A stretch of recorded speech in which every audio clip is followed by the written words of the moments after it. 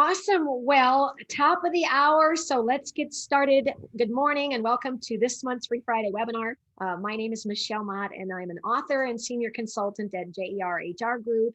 We are delighted to have you participate in today's program called The 5 Behaviors of a Virtual Team. We've been doing these webinars. It started actually with my business Inspiring Solutions. And it's been now an 8-year run of giving people a dose of monthly motivation. And we definitely needed it over the last year. And it's an opportunity for us to expose you to or a sampling of one of our inspiring programs and or products. And like I said, I am delighted to have announced that we merged with another company over the past year, JER HR Group. They have offices in New York and North Carolina. Dana and I still office in Iowa, and collectively we represent over 40 experienced senior consultants and now offer a comprehensive resource for clients, including talent development, strategic planning, assessment tools, compensation consultation, performance management, workplace engagement, which is so important given how much we are now disconnected. And then a variety of HR services, support, and compliance. During this half hour, we're going to talk about some of the statistics that was found in a survey that Wiley recently published. You have a copy of that white paper, Closing the Virtual Teamwork Gap. And we're going to expose you to the 5 behaviors of a cohesive team, even getting you actively involved in some polling questions. And at the end, make sure you don't leave because we've got a lot of exciting announcements coming up to give you some additional resources. Speaking of resources, and Dana just asked in the chat box if everybody got the handout that was attached to the email. There were 3 separate documents. One was that white paper. Another was a single description of the program called Me to We. Your impact on a team. So if you're interested in learning more about how you can bring this into your organization, that gives you that description. And then we've also just announced our summer webinar schedule. And we want to make sure that everybody knows that we are changing the format from 3 30 minutes to just 1 45-minute webinar. We learned that people wanted to have a little more meat. And so we're going to focus in on 1 45-minute webinar, and we'll tell you more about that time. Since the pandemic has affected virtually everyone, every business, there's now a new way of doing business, of which, from a large perspective, means that employees are working virtually, working from home. And what that means is that there is a new skill set required. And so the white paper that we gave you is a great read. We encourage you to take a look at it. And some of the statistics that I think are really interesting is to think that 42% of workers in the United States are working from home. How many of you besides me have a dog or a cat nearby? Secondly, when asked, human resource professionals felt as though 90% felt as though most likely they would remain somewhat flexible beyond the pandemic, giving them a chance to continue to work from home. And then 7 out of 10 employees that are working virtually feel isolated from their team. And I know that we are a virtual organization, and it's a great opportunity to use technology to stay connected. Of those that responded, 50% felt concerned about continuing to work virtually. Some of the reasons would be the difficulty in connecting and communicating with colleagues.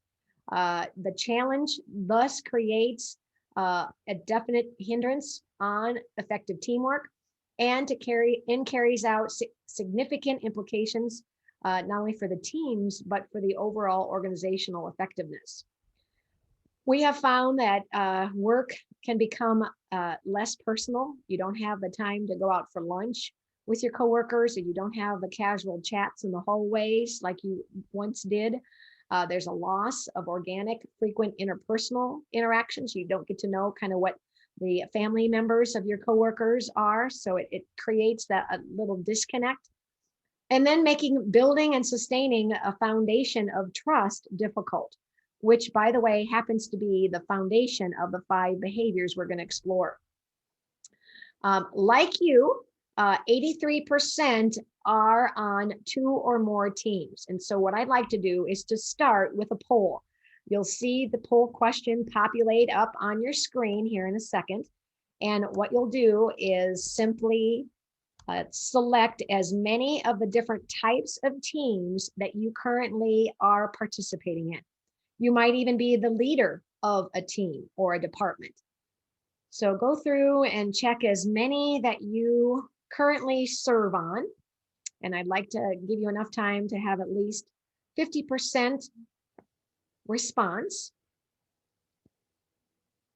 Well, obviously 100% of you are saying that you're in a department, so that is kind of a given.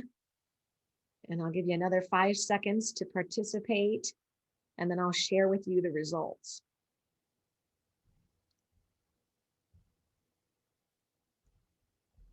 All right, great. And we hit our mark.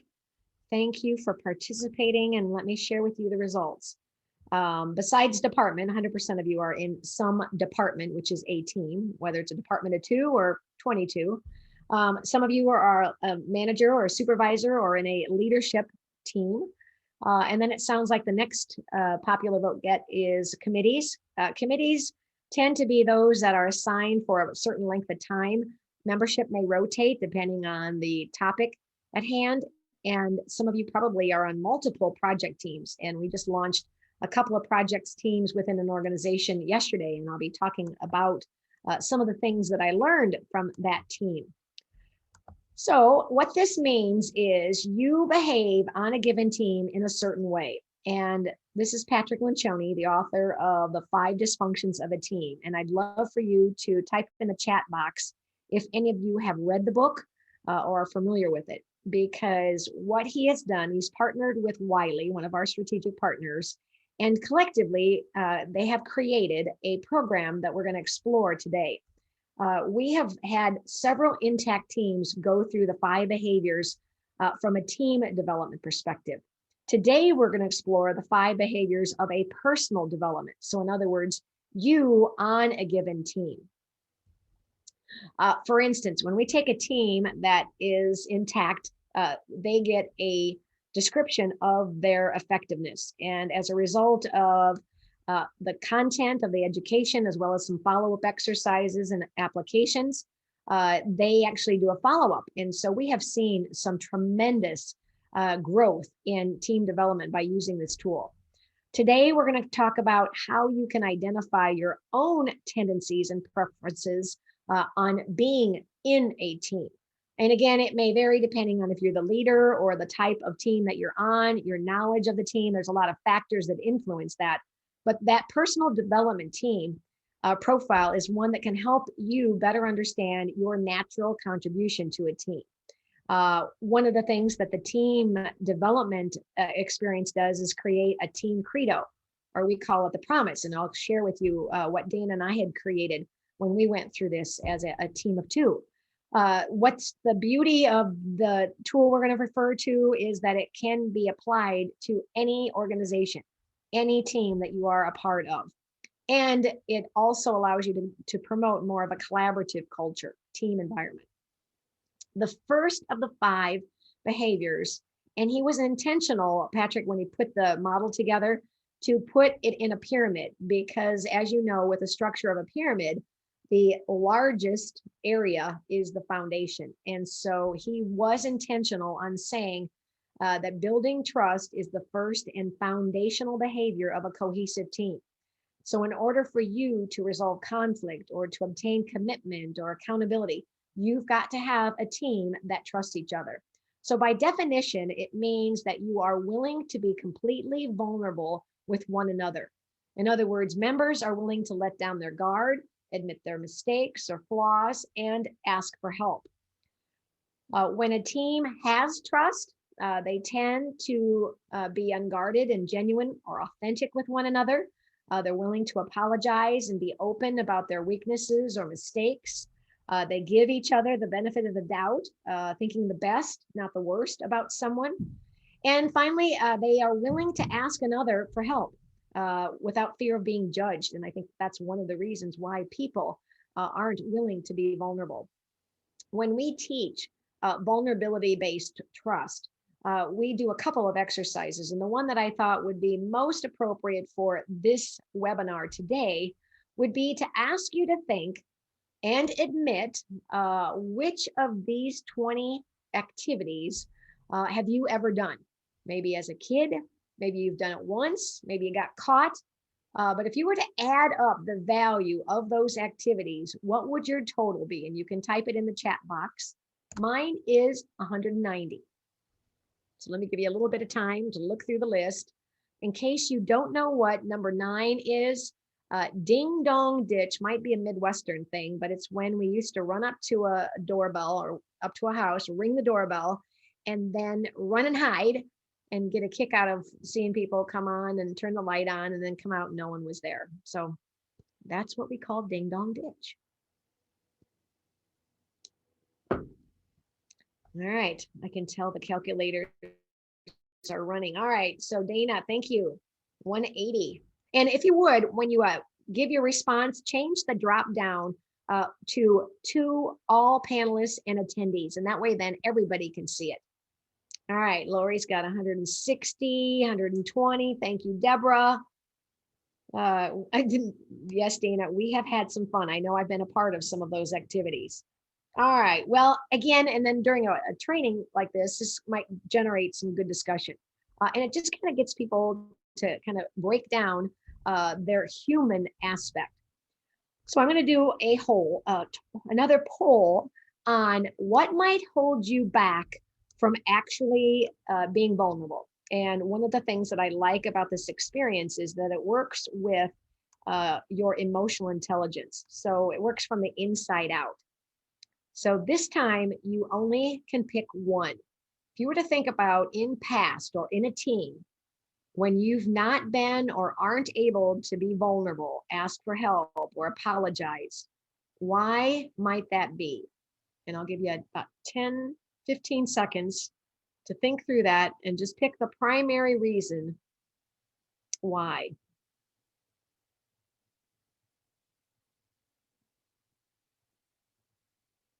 All right, we've hit our 50% mark. Another 5 seconds. Oh, good, good, good.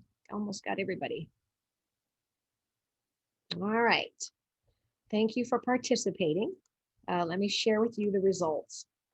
It appears as though 50% of you said that it was because you fear disapproval or criticism. You know, we don't want to admit that we're anything less than perfect, but no one's perfect. You know, I always tell people, try to keep it in perspective. No one's the perfect parent. No one's the perfect leader. And so we need to accept that fact. And when we are willing to admit our mistakes, people don't think less of us. They actually think more of us. So you have an opportunity to gain more credibility when you're willing to be human, be honest. And then the other is fear of criticism or looking foolish. Yeah, and we can be our own worst enemy for that. All right, so the second area is conflict.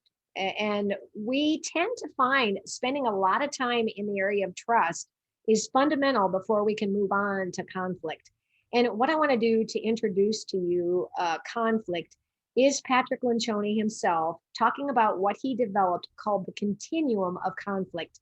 And I'd like for you to think about a team that you're on and think about where you are in that continuum that he describes. When it comes to conflict, there's this thing called the conflict continuum I like to use. I made up this simple construct. The conflict continuum is this. At one end is artificial harmony. This is where people on a team never engage in conflict. They're always nice to one another, even though they don't really feel like it, but that's what they do. At the other end is what I call really awful, ugly, mean-spirited conflict. People are at each other's throats. Okay, so if this is the continuum, if you move down the continuum, you go to a little more constructive conflict, a little more constructive conflict, a little more, a little more, a little more, and at some point it goes from constructive to destructive, and then a little more destructive, a little more until hell comes, right? And so most teams I work with live out here, close to artificial harmony. Like, oh, we don't want to have that. And it's because they think every time they move in this direction, it's one step closer to hell.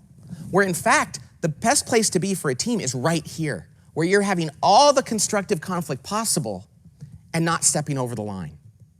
But we have to have the courage to go there. Well, why don't we want to go there? Because we're just afraid it's going to step over the line. And you know something? It is. The greatest teams in the world occasionally are going to step over the line. And when they do that, it's a moment of truth. It's an opportunity for them to recover from it, be vulnerable around it, and realize that they can survive that. And it gives them the courage to live right here. Teams that don't think that they can overcome that will stay way over here and never benefit from all of this wonderful constructive conflict. So we have to have the courage to go right up to that line and know that when we do step over it, we can recover. And when you recover from that, you build stronger teams. We know this in all of our personal relationships. When you recover from something like that, it only makes your team and your relationship stronger. Right. So if you were to think about a team that you're on, where in the continuum would you put your overall team? Now, to apply that to yourself, there's an activity that gets you to think about it from your own perspective. When you are in conflict, and again, it may depend on who or about what, do you tend to be more of a spirited debater, expressive and show conviction, passion during the debate? Or are you a calm debater where you tend to use more calculated or measured dialogue to stay mainly unruffled?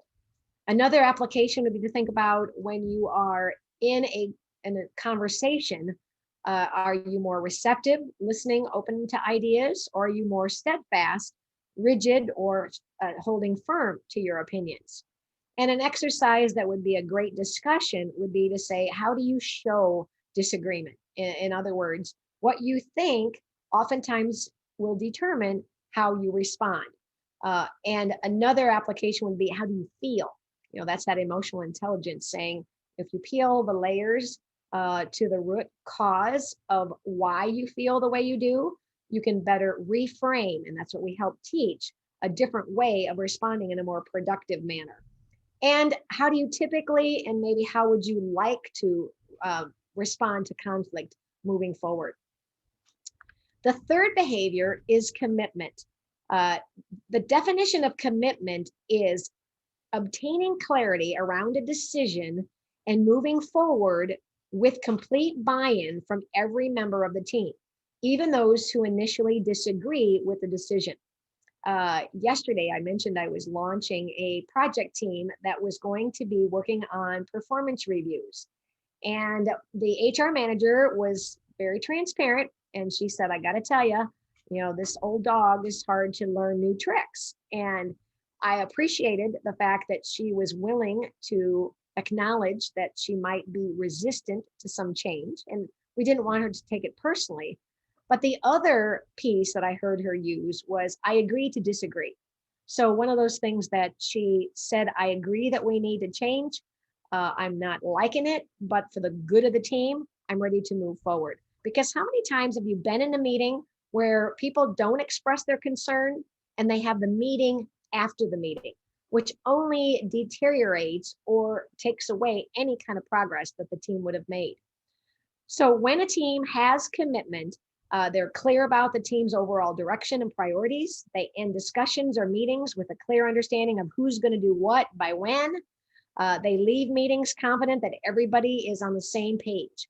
I think for those of you that are on the leadership team, I think it's really essential that all department leaders are singing from the same songbook, because there isn't anything that can deteriorate morale is inconsistency. And I think that's one of the reasons why they want to work on this performance review process, because some managers do that process differently than other departments. And then finally, if your team has commitment, you're willing to support the decisions, even though you might disagree. One motto might be to go get it. If you don't understand something, ask.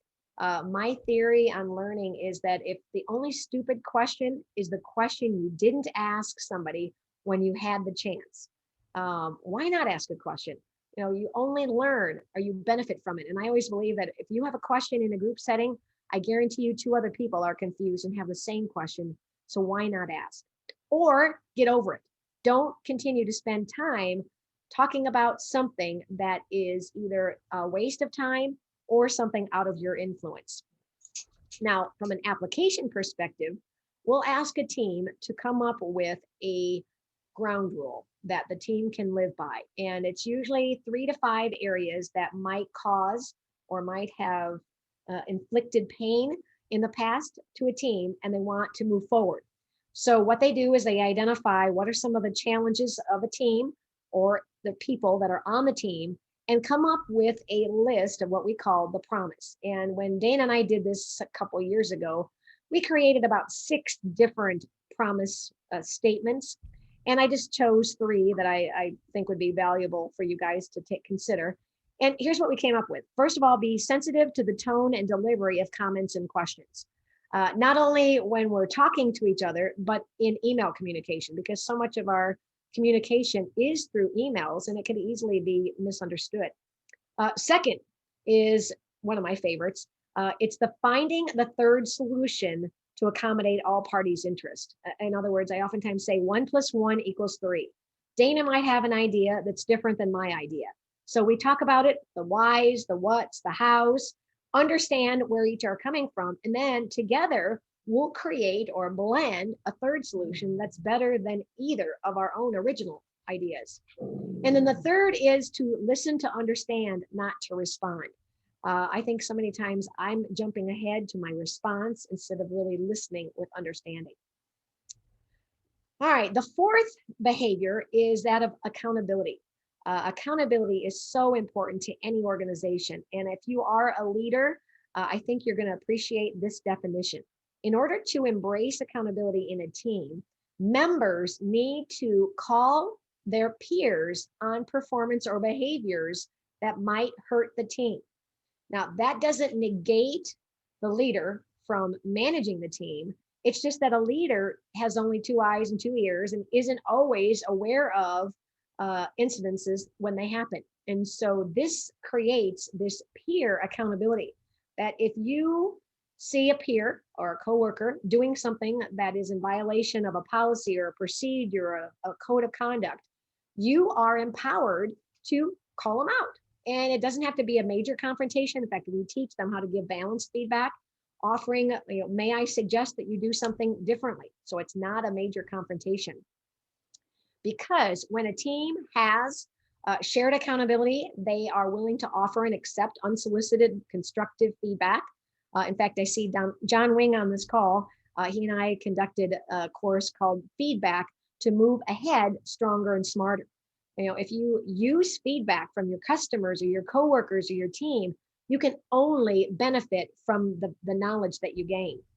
Feeling pressure from your peers and the expectations they have. Why not learn from them versus knowing that they're talking around your back? You're willing to confront others. How many of you want to know if you're doing things well? Everybody likes to know that they're doing a good job. How many of you also want to know if you're not doing a good job? And I think that that's true about everyone. And then finally, if you are willing to share accountability, you are able to and encouraged to question each other about approaches and methods. On the 9 o'clock program, we had Brenda Thompson, who's on our team, and she is great with the Microsoft Word. And if I can get one little nugget of knowledge from her, I can save a lot of time. So learning from each other is a continuous process. And then the last behavior of a cohesive team is results. Now, it's the last of the 5, but in reality, it really should be the first focal point. So before we start working with an intact team, again, whether it's a council or a committee, I will ask for them to either create or refine their mission statement, because how many groups get together without a clear understanding of what they're trying to accomplish? So give you an example, the team that I worked with yesterday that was launching the review of the performance management process crafted a mission statement that sounded something like this. Review and improve a consistent performance management process. And I articulated some of those key words. Consistency was a concern from one department to the next. And the other key word that they honed in on was process. because they didn't want it to just be the annual review. They wanted to think about performance management as being something that happened throughout the entire year. So I really applauded their focal point. Because when a team is focused on results, you're going to attract and retain achievement-oriented employees. It minimizes individualistic behavior, so they understand the team's goal, not just their own. They celebrate and enjoy the success, as well as comfort and suffer collectively any failure or mistakes. And they benefit from the individual's talents because they're able to put aside what they individually want for the good of the team.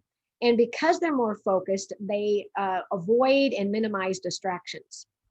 So an example of this at JER HR Group, as a part of joining the organization, we suggested a strategic planning process. We do it with our clients. We should really do that as part of our own strategic alignment. And with the pandemic, it definitely has caused everybody to hit reset. And so we're in the midst of completing what we call our dashboard. And the dashboard reflects the 4 pillars. This happens to just be the profits pillar. And for each of the pillars, we identified measures of our success. In other words, how do we know if in fact we are improving our competitive position in our key market areas? And what the first column will document is the average of the 2019 and 2020 results. We chose to go with 2 years because 2020 was such a unprecedented year. We thought we'd take an average of the past 2 years. And using that benchmark data, we're going to set our 2021 and 2 goals. And then ongoing, it's one thing to have a dashboard, you got to use it and refer to it. So on a regular basis, quarterly in specifics, we're going to have an overall update of how we're progressing. And I like the idea of having dashboards because when we watch a football or basketball game, it's the score that keeps our interest. And that's, again, a great way to keep your team committed to the end result. So the last poll I'm going to ask you to participate in is having you think about a team that you're on. And if you were to think about which of the 5 behaviors is your team struggling with the most, and this time you can only pick one. So based on the definitions I've shared and knowing a team that you're working on, which is causing your team the most ineffectiveness, inefficiency, maybe it is hindering your overall performance. And again, I'm going to give you another 5 seconds to try to get at least 50%. All right, we've hit that mark. All right, interesting. Okay, so the results are in. It looks like commitment. And I would love to know the why behind that. So if any of you want to type in the chat, why you feel as though your team is not committed, and to what degree does the pandemic, does the working virtually have to play with that? I love the understanding of the dynamics. So thank you for that. All right, well, I know we went through this fairly quickly, but I chose this quote by Andy Andrews about the importance of intention. Intention without action is an insult to those who expect the best from you. I know that you have the best intentions of being the best possible team member you can. I know that you try to be the best possible leader or the parent for that, but you've got to learn how to grow in that particular role. And this resource can help you with that. We'll stay on if you want to ask any or type any chat questions in the chat box. If you are interested in wanting to move this forward and find out what kind of team player you are, one of the handouts that was sent is the description of the course called Me to We, and it can be delivered on site or online, regardless of the setting that you're in. And if you want more information, just ask. We want to also invite you to a virtual showcase that Wiley is hosting on June 7th. It's called Unleash the Power of Teamwork. No cost, plus by participating, you'll be given a chance to complete a 5 behaviors personal development for yourself. So mark this on your calendar. If you want more information, Dana's going to include that in a follow-up email. so that you can register. We also want to invite you to an upcoming event on June 8th. JERHR Group is one of the sponsors of this event, hosted by Custom Learning Systems, called Reimagining Healthcare Engagement. Now, whether you're in healthcare or not, I invite you to participate using the code that, again, is listed on the slide, but Dana will post it in the email to hear these 8 fabulous dynamic keynote presentations. And always, we want you to continue to stay connected through our monthly webinars. The flyer announces our upcoming schedule from June to September. The big announcement is that we're not going to have 3 sessions like we've done today. We're only going to have 1. It'll be 45 minutes and it'll start at 9:30 Central, 10:30 Eastern. So don't miss out. We've got some great experienced consultants and presenters with a variety of really valuable human resource and talent development topics. So speaking of feedback, yours matters. So we'd like, before you start off, after your closeout, you'll be asked to fill out a brief survey. Give us your comments on the experience and any challenges that you're facing in 2021 so we can help you. I want to thank Dana for being, again, an extraordinary teammate for me. I want to thank all of you for joining us. Have a great weekend. Get out, enjoy some fun in the sun.